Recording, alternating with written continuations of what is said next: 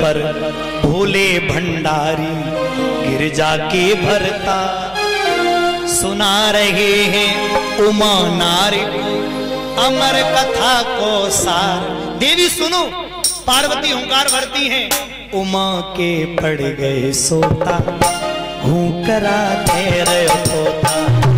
उमा के पड़ गए सोता हुंकरा तेरे पोता।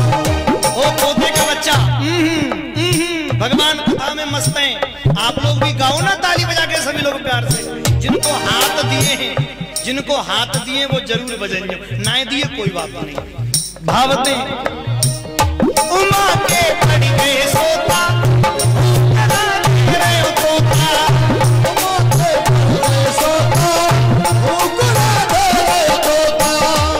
तोता सजन कथा सुन रहा है। और लिखा कवि ने, और जब शिव ने कथा सुनाई तो नींद उमा को शिव ने कथा सुनाई। अरे खोखे में से तोता, खोका, इस खोखे का अर्थ बताऊं, जी खोका सजनों का और जगह की भाषा होगी, पर अपन यहाँ कहते हैं खुलाड़े। क्या कहते हैं? पेड़ के जो अंदर रह जाते बातें क्या बोलते हैं? खुलाड़। अब खुलाड़े कहूंगा तो शब्द बढ़ेंगे, इसलिए खोखा ही ठीक है। अरे खोखे में से तोता रहो राह में राह मिलाई। खोखे में से तोता रहो राह मिलाई।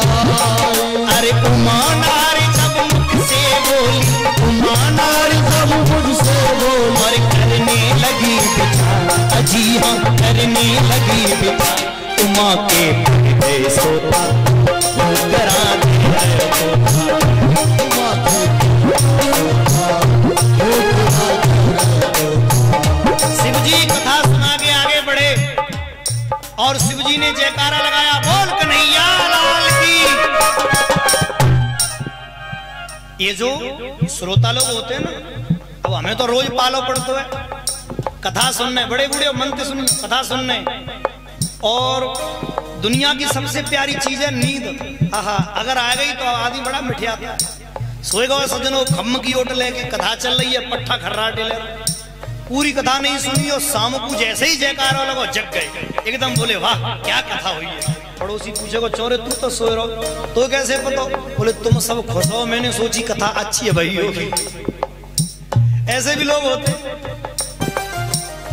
पार्वती ने ये नहीं कहा, पार्वती ने कहा प्रभु क्षमा करना, फिर क्या हुआ? शिवजी बोले तो फिर क्या हुआ? मतलब आप कहां थी? सरकार में तो सो गई। आप सो गई तो फिर जो हुंकारो कौन भरे? बोले तोता। सुआ बहन भाइयों, तोता हुंकार भर रहा है। शिवजी को क्रोध आया और शिवजी ने तोता में त्रिशूल मार दिया। अच्छा ईमानदारी से बताना, ये गलत काम किया क्यों?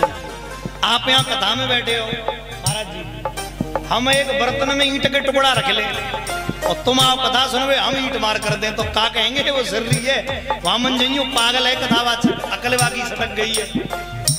शिवजी ने श्रोता को क्यों मारा? शिवजी बोले नहीं संतो, मैंने श्रोता को नहीं मारा। हंसके आवाज बढ़िया। फिर बोले मैंने इसलिए नहीं मारा कि इसने मेरी कथा सुनी है। फिर किस लिए मारा? बोले मैंने इसको इसलिए मारा, इसने मेरी कथा गलत तरीके से सुनी है। सुनो कथा का तरीका, जैसे आप लोग बैठे हो ना, ऐसे ही सुनी जानी चाहिए कथा। मैं देखता हूं गांवों में कथा होती है, और जो अगर गांव के अंदर कथा करवाई काऊ नहीं तो माताएं अपने अटा पे बैठी और मई ते कथा पंडाल में ना आ रही, अपई अटारी पे। भागवत में लिखा है, भागवत के पीछे पंडाल के, और पंडाल से ऊंचे पर बैठकर कभी कथा नहीं सुननी चाहिए। ये व्यास गद्दी ऊंची क्यों बनाई जाती है? इसका एक अपना एक वर्चस्व है। कभी इससे ऊंचे पर न बैठो। आजकल जो व्यास गद्दी बनती है, बुरा मत मानना, मई तो लग गया धूम मचा रहा, मई चिमटा आंख में कर रहा, चिमटा वाव, मई कथावाचक बैठो है। व्यास गद्दी हमेशा ऊंची होनी चाहिए, क्योंकि इसकी गरिमा सबसे अलग होती है। उदाहरण आपको मैं समझाने के लिए उदाहरण और दे दूं। ऊंचे पे बैठ के क्यों नहीं सुनी जानी चाहिए कथा? जब गीता का उपदेश कृष्ण कर रहे थे तो सबसे ऊंचे पे बैठे थे हनुमान जी। काय पे बैठे थे? अर्जुन के रथ की ध्वजा पे। श्री कृष्ण गीता सुना रहे थे। अंत में अर्जुन ने प्रणाम किया, प्रभु मेरा भ्रम दूर हो गया। श्री हनुमान जी बोले, प्रभु मैंने भी गीता सुन ली। कृष्ण बोले, हनुमान तुमने अपराध कर दिया, तुम मेरे से भी ऊंचे पर बैठ के सुन रहे हो, तुम्हें पाप लगेगा। इसलिए ये सारी गीता का त्याग कर दो। अभी के अभी रोते रोते श्री हनुमान जी ने गीता का त्याग कर दिया। तो कभी ऊंचे पर बैठ कर सुनो। वाह, शिव जी कथा सुना रहे, इसने मेरी कथा पीछे बैठ के सुनी है, इसलिए मैंने त्रिशूल मारा। शिव ने त्रिशूल उठाया, शिव जी ने त्रिशूल मारा। जब तोता उड़ने लगा, शिव ने त्रिशूल उठाया। तोता उड़ने लगा, त्रिशूल उठाया। त्रिशूल उठा के मारा, तोता फर्र से उड़ा, त्रिशूल सर्र से पीछे पड़ गया। चल कहां चलेगा? तो कहां गया? वेद व्यास की पत्नी विटपा देवी।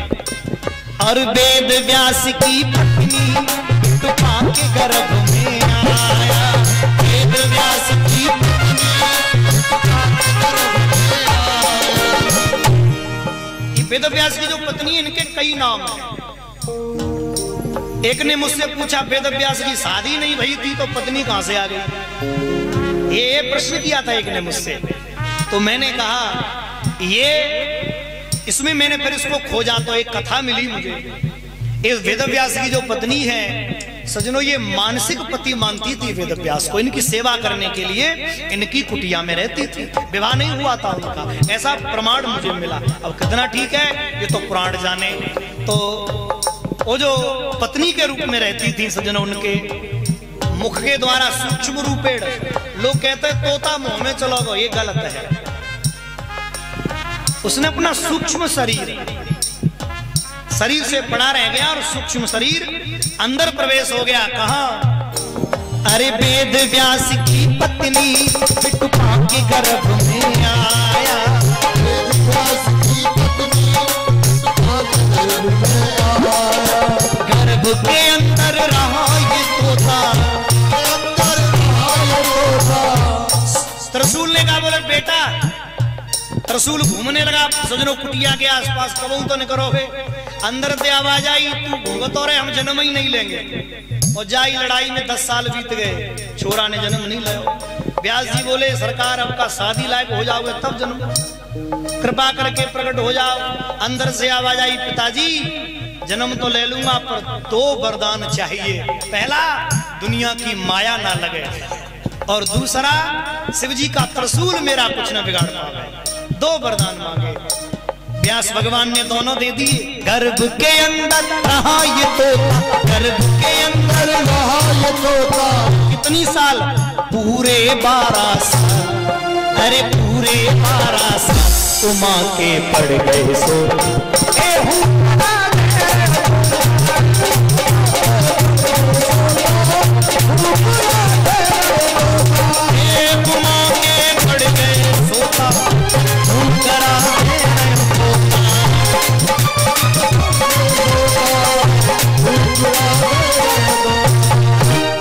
इस प्रकार श्री वेदव्यास के पुत्र 12 साल बाद उत्पन्न हुए श्री सुखदेव भगवान। सुखदेव जी का जन्म हुआ। जोर से बोलेंगे, बोलिए सुखदेव महाराज की।